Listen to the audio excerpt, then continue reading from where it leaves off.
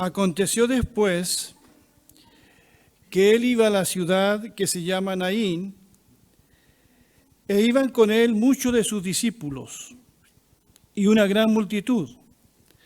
Cuando llegó cerca de la puerta de la ciudad, he aquí que llevaban a enterrar a un difunto, hijo único de su madre, la cual era viuda, y había con ella mucha gente de la ciudad. Y cuando el Señor la vio, se compadeció de ella y le dijo: no llores. Y acercándose tocó el féretro, y los que lo llevaban se detuvieron. Y dijo: joven, a ti te digo, levántate. Entonces se incorporó el que había muerto y comenzó a hablar, y lo dio a su madre. Y todos tuvieron miedo y glorificaban a Dios, diciendo: un gran profeta se ha levantado entre nosotros, y Dios ha visitado a su pueblo. Un saludo a todas las mujeres que están acá presentes. Quiero destacar en esta mañana la compasión de Jesús por una mujer atribulada. Así como tuvo compasión de Anita, también compasión de esta mujer. Leemos en el Evangelio que el Señor Jesús tuvo compasión de muchas mujeres. Recuerdo a la mujer de Samaria, ¿se acuerdan? Una mujer que por los hombres había sido mirada como un objeto sexual y no había encontrado a nadie que la amara realmente, de verdad. Y se encontró con el Señor Jesús. El Señor tuvo compasión de esa mujer, a la que le dijo: si tú bebieras del agua de este pozo volverás a tener sed, pero si bebes del agua que yo te daré no tendrás sed jamás. Al contrario, serás una fuente de agua viva que salte para vida eterna. Esa mujer de la que cantábamos delante, esa mujer que tocó también el borde de Jesús después de sufrir 12 años de hemorragia. Jesús tuvo compasión de esa mujer, la sana y la salva. Otra mujer que encontramos fue esa mujer que intercede por su hija, atormentada por un demonio, una mujer que era extranjera. Y Jesús se compadece de ella y de su hija. La mujer que unge sus pies en el hogar de Simón, el fariseo. Jesús mira a esa mujer, perdona sus pecados. En fin, muchas mujeres encontramos en el Evangelio que se encuentran con el Señor Jesucristo. La mujer que se sienta, María, a escuchar la palabra del Señor. En fin, en una cultura machista en que la mujer no era valorada, ni siquiera contaba en un censo, porque cuando el Señor hace milagro, por ejemplo, de alimentar a esa multitud hambrienta, solamente contaron a quiénes, a los hombres, las mujeres ni contaban. Y Jesús, en esa cultura machista, reivindica, restaura y defiende a la mujer como ser humano y como mujer. Por eso muchas mujeres, dice Lucas 8, que fueron discípulas de Jesucristo. Muchas. No solo Magdalena y la otra María, sino muchas, dice el Evangelio, que seguían a Jesús y le servían de sus bienes. Jesucristo no desoye la voz y el clamor de la mujer.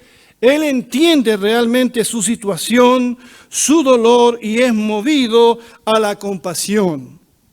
Y más aún, si esa mujer, como en este caso, es una mujer viuda, es una mujer que está sola. Su esposo falleció dejándola muy desprotegida.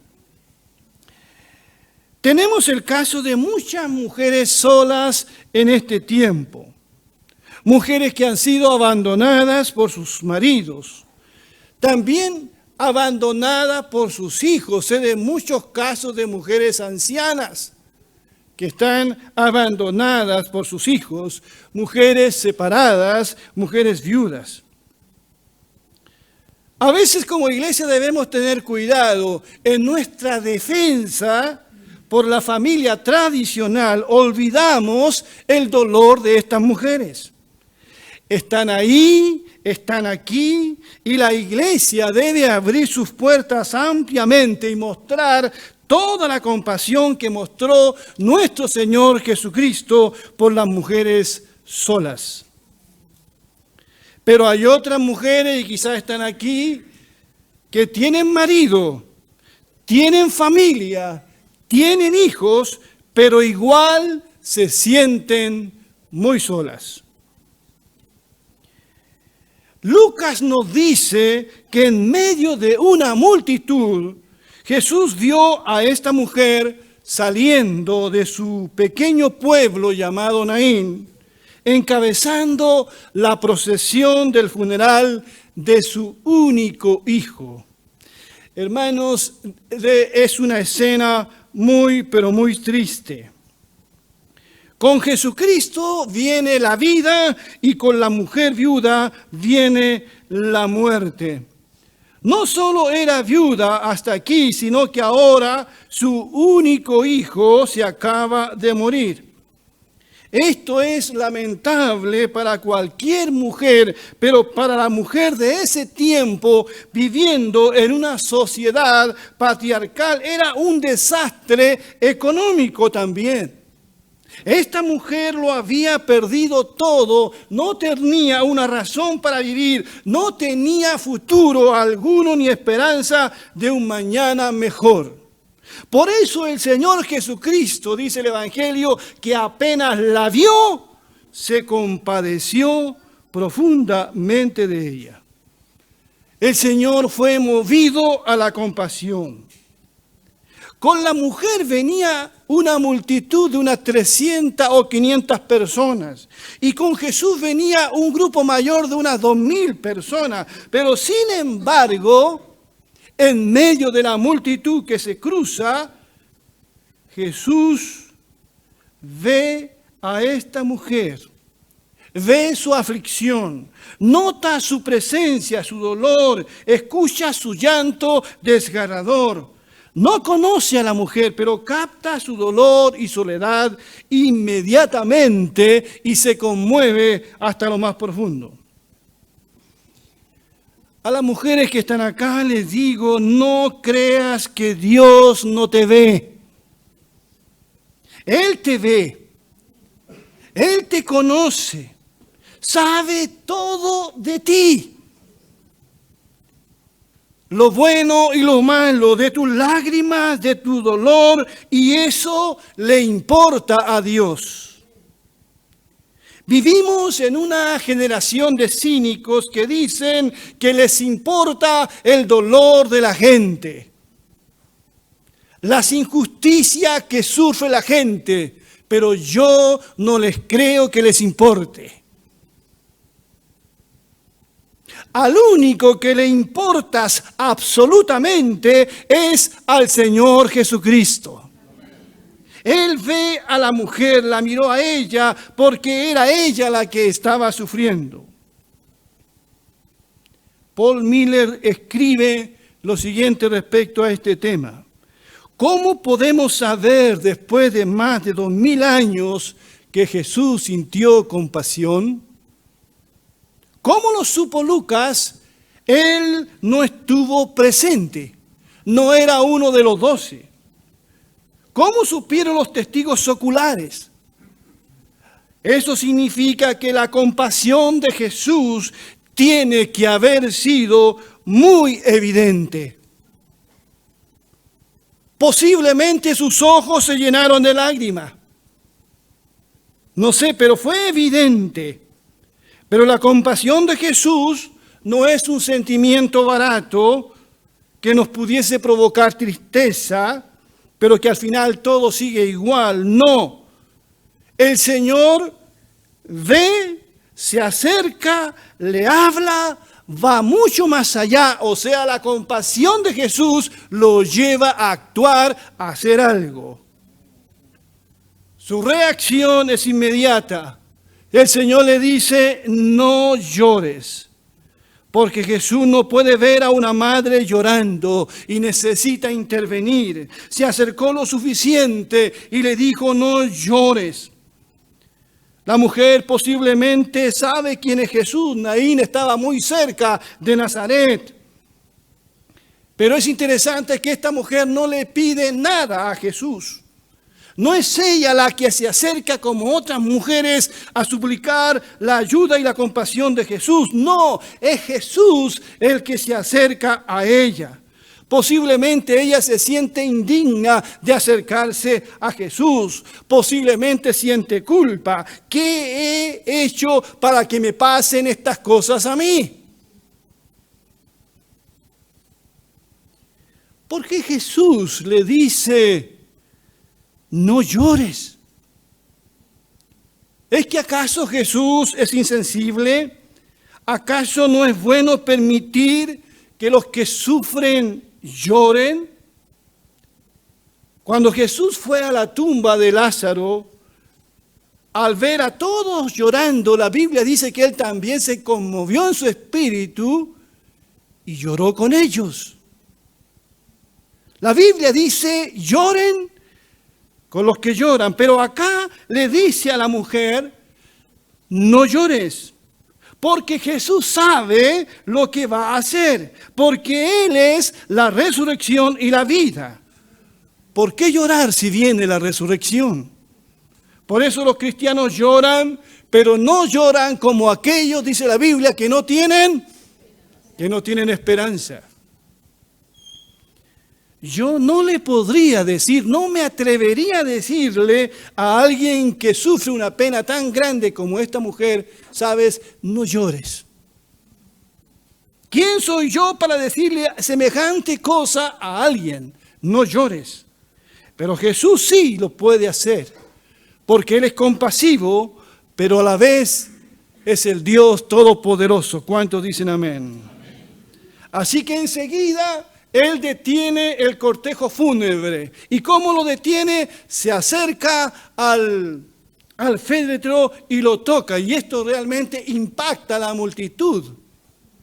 Porque no era costumbre tocar el féretro, porque eso en esa cultura era quedar contaminado.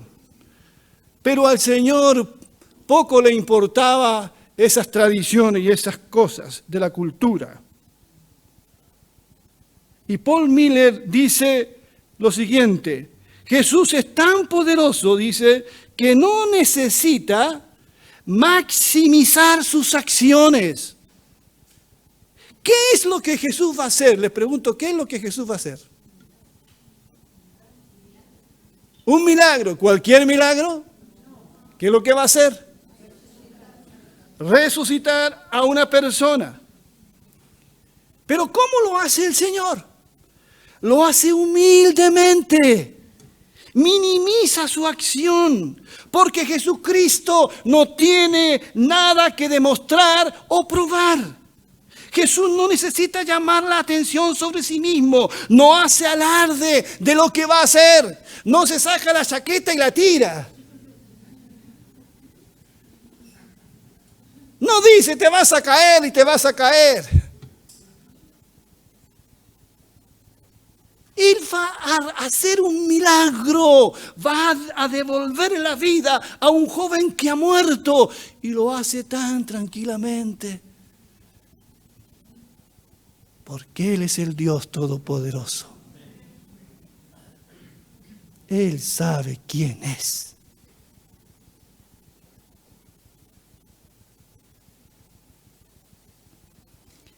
Y dice el Evangelio que Jesús le habla al joven, ni siquiera le grita, le habla. Porque Él es la resurrección y la vida. Joven, a ti te digo, levántate. Y el joven vuelve a la vida. Después del milagro, seguramente la gente se enfoca en el joven. Dice la Biblia que este comienza a hablar. Empiezan a decir: Jesús es un gran profeta, Dios nos ha visitado de nuevo. Pero Jesús está pensando todavía en esa mujer. Dice que toma al joven y se lo entrega a su madre.